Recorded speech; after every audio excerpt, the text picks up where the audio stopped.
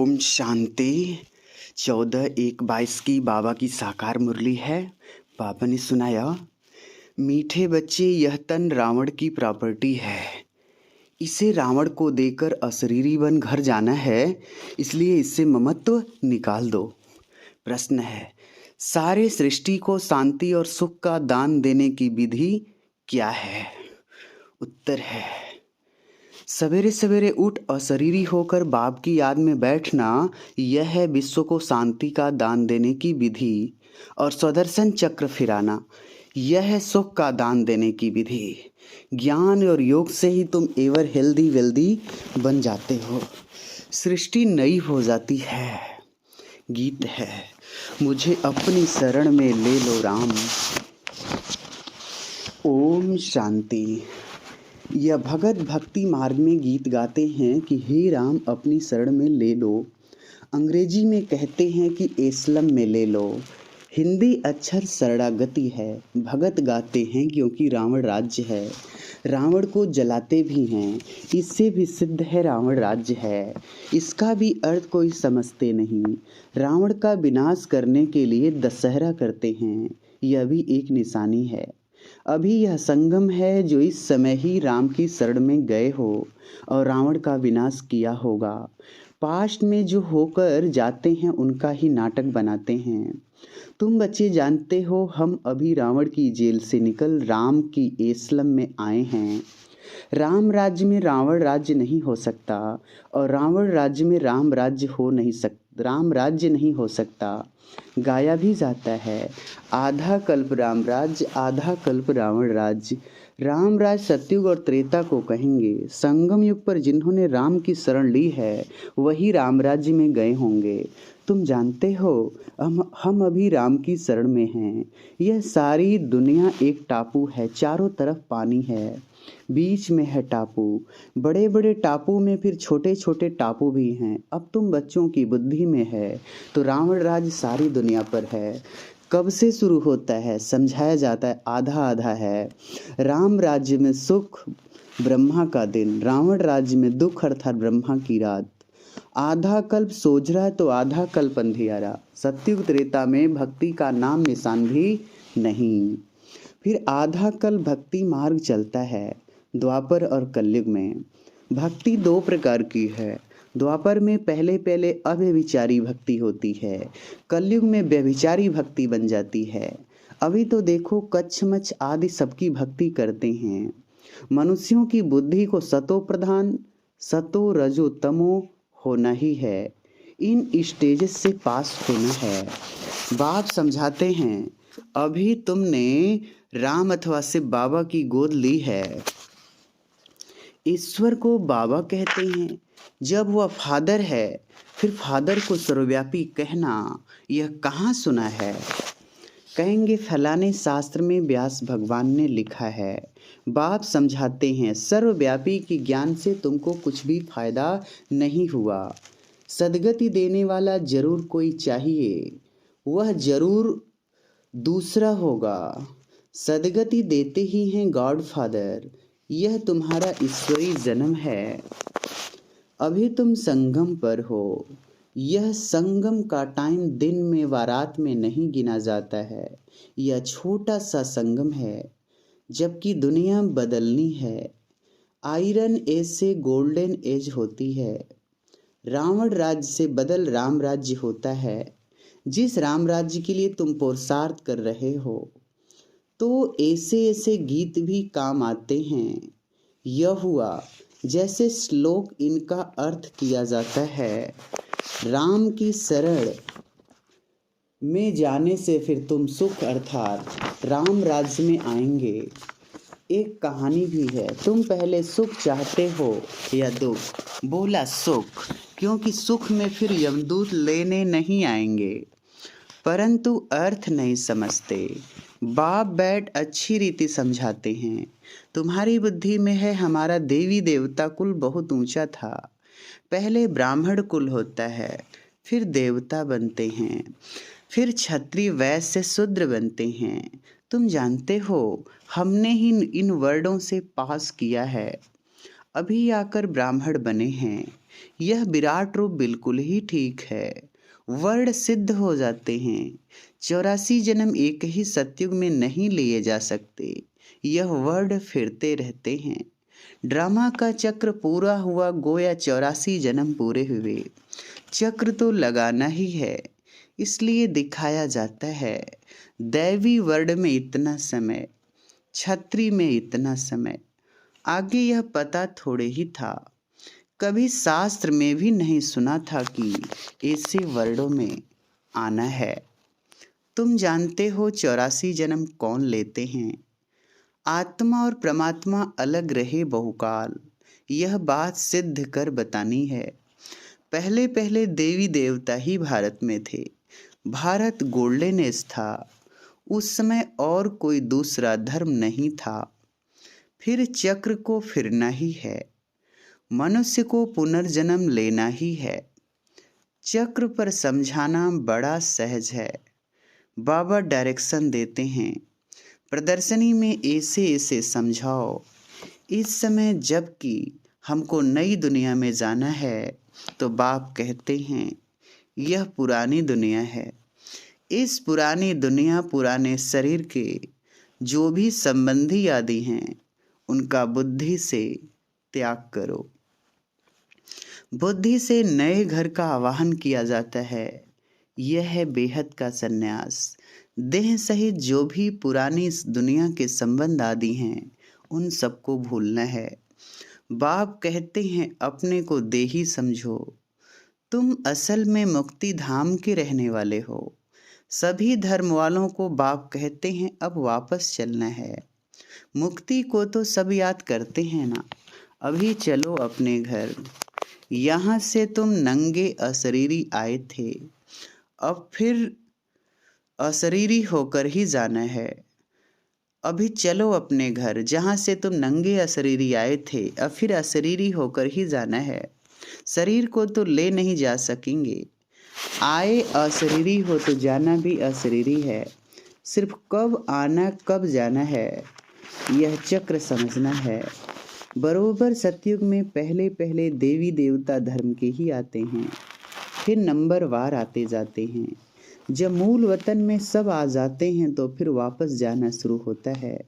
वहाँ तो आत्मा ही जाएगी। यह तन तो रावण की प्रॉपर्टी है, तो यह रावण को ही देकर जाना है।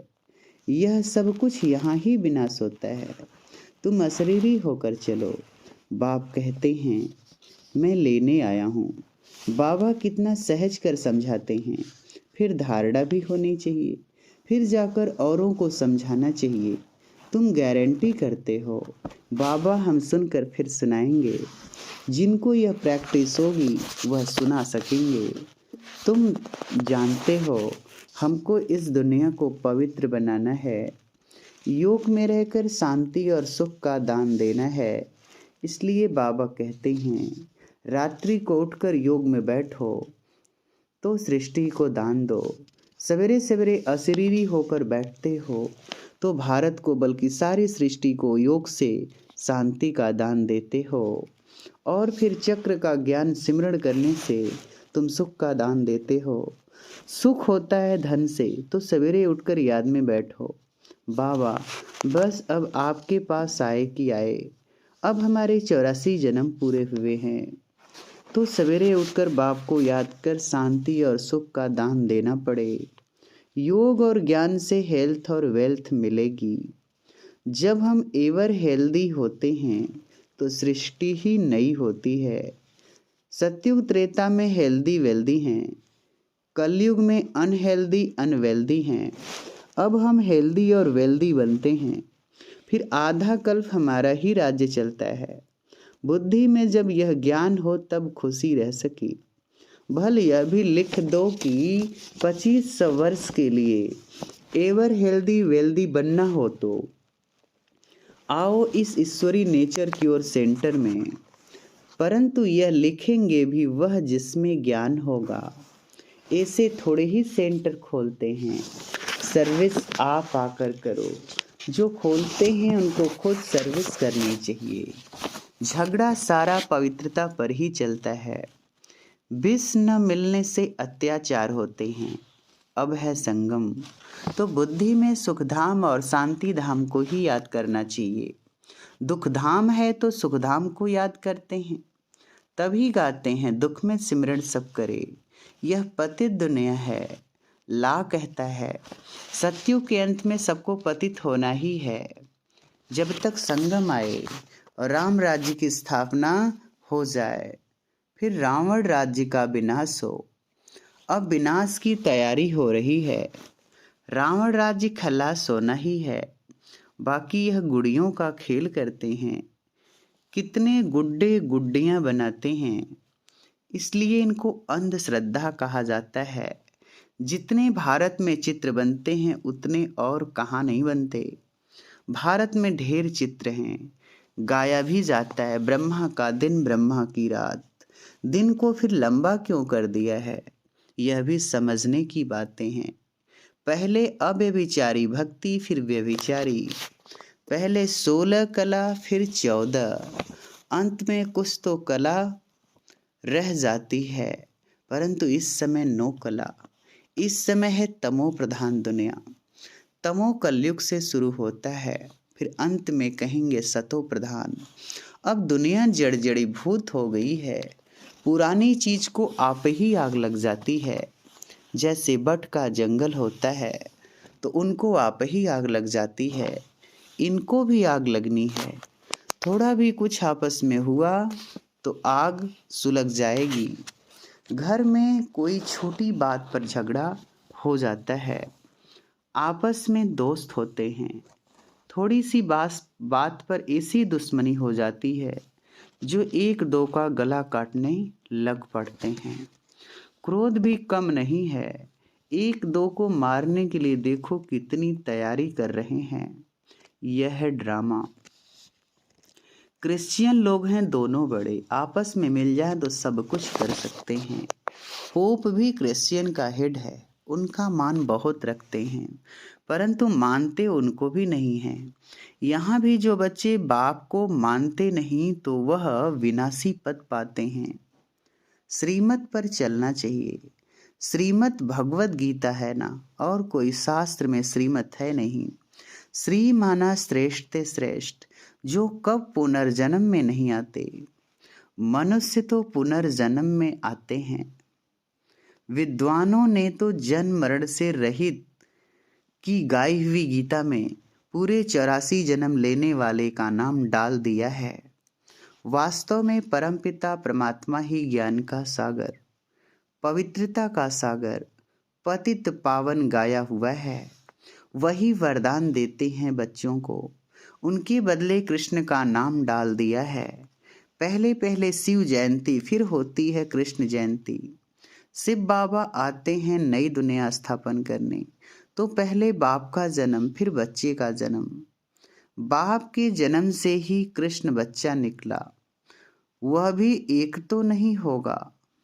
दैवी संप्रदाय कहा जाता है ना, तो कितना भूल कर दी है। कोई एक भी इस बात को समझ जाए तो उनके सब जिज्ञासु टूट पड़े, सबका मुंह पीला हो जाए। कितनी बड़ी भूल है, तभी बाप को आना पड़ता है। किसको समझाने देने में भी टाइम चाहिए। पहले तो यह निश्चय कराओ कि परम पिता परमात्मा से आपका क्या संबंध है, तब समझे भगवान बाप है। भगवान को भगवान के पद पर तो रखो। सब एक जैसे कैसे होंगे, कहते हैं सब भगवान की लीला है। एक रूप छोड़ दूसरा लेते हैं, लेकिन परमात्मा कोई पुनर्जन्म थोड़े ही लेते हैं। यह बाप दादा दोनों ही कंबाइंड हैं और बच्चों को समझा रहे हैं। बाप दादा का भी अर्थ किसकी बुद्धि में नहीं है। त्वमेव माता च पिता कहते हैं, ओ गॉड फादर भी कहते हैं, तो जरूर मदर चाहिए, परंतु किसकी बुद्धि में नहीं आता है। बच्चों को समझाया तो शरण कब ली जाती है, जब रावण राज्य खत्म होता है तब राम आते हैं। राम की शरण लेने से ही सद्गति मिलती है। कहते हैं राम राज्य हो, उनको सूर्यवंशी राज्य का पता ही नहीं है। कहते हैं राम राज्य नई दुनिया, नया भारत हो, सो तो अब बन रहा है, बनना है जरूर, ड्रामों को चलना है जरूर, यह पढ़ाई है मनुष्य से देवता बनने की। मनुष्य किसको देवता बना न सकी, बाबा आकर मनुष्य को देवता बनाते हैं, क्योंकि बाबा ही स्वर्ग की स्थापना करते हैं।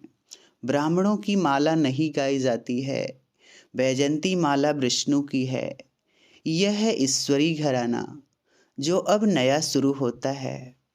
आगे था रावण का असुरी घराना, रावण को असुर कहा जाता है। यह कंस जरासंधी नाम अभी सिद्ध होते हैं। जन्म जन्मांतर तुमको साकार से वर्षा मिलता है, सतयुग में भी साकार से मिलता है। सिर्फ इस समय तुमको निराकार बाप से वर्षा मिलता है। अच्छा, मीठे मीठे सिकिलदे बच्चों प्रति माता पिता बाप दादा का याद प्यार और गुड मॉर्निंग। रूहानी बाप की रूहानी बच्चों को नमस्ते। हम रूहानी बच्चों की रूहानी माता पिता बाप दादा को याद प्यार गुड मॉर्निंग नमस्ते बाबा नमस्ते। धारणा के लिए मुख्य सार। पहली पॉइंट, देह सहित पुरानी दुनिया के संबंध आदि सब भूल स्वयं को देही समझना है। बुद्धि से नए घर का आवाहन करना है। सवेरे सवेरे उठ सारी दुनिया को शांति और सुख का दान देना है। वरदान दे रहे हैं बाबा। आकारी और निराकारी स्थिति के अभ्यास द्वारा हलचल में भी अचल रहने वाले बाप समान भव। जैसे साकार में रहना नेचुरल हो गया है, ऐसे मैं ही आकारी फरिश्ता हूँ और निराकारी श्रेष्ठ आत्मा हूँ। यह दोनों स्मृतियाँ नेचुरल हो, क्योंकि शिव बाप है निराकारी और ब्रह्मा बाप है आकारी। अगर दोनों से प्यार है तो समान बनो। साकार में रहते अभ्यास करो, अभी अभी आकारी और अभी अभी निराकारी, तो यह अभ्यास ही हलचल में अचल बना देगा। स्लोगन है, दिव्य गुणों की प्राप्ति होना ही सबसे श्रेष्ठ प्रभु प्रसाद है। लौलीन स्थिति का अनुभव करो। जो प्यारा होता है उसे याद किया नहीं जाता, उसकी याद स्वतः आती है। सिर्फ प्यार दिल का हो, सच्चा निस्वार्थ हो। जब कहते हो मेरा बाबा प्यारा बाबा, तो प्यारे को कभी भूल नहीं सकते। और निस्वार्थ प्यार सिवाय बाप के किसी आत्मा से मिल नहीं सकता। इसलिए कभी मतलब से याद नहीं करो, निस्वार्थ प्यार में लवलीन रहो। अच्छा, ओम शांति।